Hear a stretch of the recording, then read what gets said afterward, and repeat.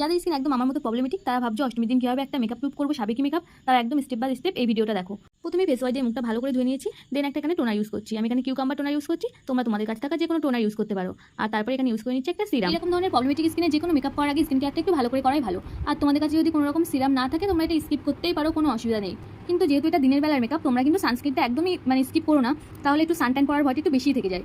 আর এখানে আমি ইউজ করে নিচ্ছি মিনিমালিস্টেরই একটা ময়শ্চারাইজার, ইউজ করে নিচ্ছি বায়োটিকেরই একটা সানস্ক্রিন। এই সানস্ক্রিনটাও খুব ভালো, রিজনেবল প্রাইসের মধ্যে এটা একটা বেস্ট সানস্ক্রিন বলতে পারো। ইউজ করে নিচ্ছি সুইস বিউটি একটি রিয়েল মেকআপ বেস প্রাইমার। এখানে এরকম র্যাশ ব্রণ দাগ চোপে ভর্তি হয়ে গেছে, তারা কিন্তু এই যে কালার কারেক্টিংটা অবশ্যই করবে, এটা স্কিপ করবে না। আজকে দুটো ফাউন্ডেশন ইউজ করছি, একটু ভালো মানের ফাউন্ডেশন দুটোই, একটা পিএসসি ফাউন্ডেশন আর একটা মেবলিন ফিট মি ফাউন্ডেশন। যেখানে যেখানে ঘাম হয় সেখানে কিন্তু আমি ফাউন্ডেশন ডাইরেক্ট ইউজ করিনি। দেন আমি এখানে একটা ক্রিম কন্ট্রোল করে নিচ্ছি, আজ কোনো পাউডারি কন্ট্রোল করবো না, ওই জন্য ক্রিম কন্ট্রোলটাই করি। সুইস বিউটি একটি কনসিলার ইউজ করছি, এখানে ইউজ করে নিচ্ছি রিকোডের একটা ক্রিম ব্লাশ। তোমরা মোটামুটি এটা 500 টাকার মধ্যে পেয়ে যাবে, এটা কিন্তু খুব ভালো। তারপরে আমি এখানে করে নিচ্ছি আমার আইব্রোটা। আমার মনে হয় এরকম ধরনের একটা নিউ আই মেকআপের সাথে রেড কালারটা একটু বেশি ভালো লাগবে।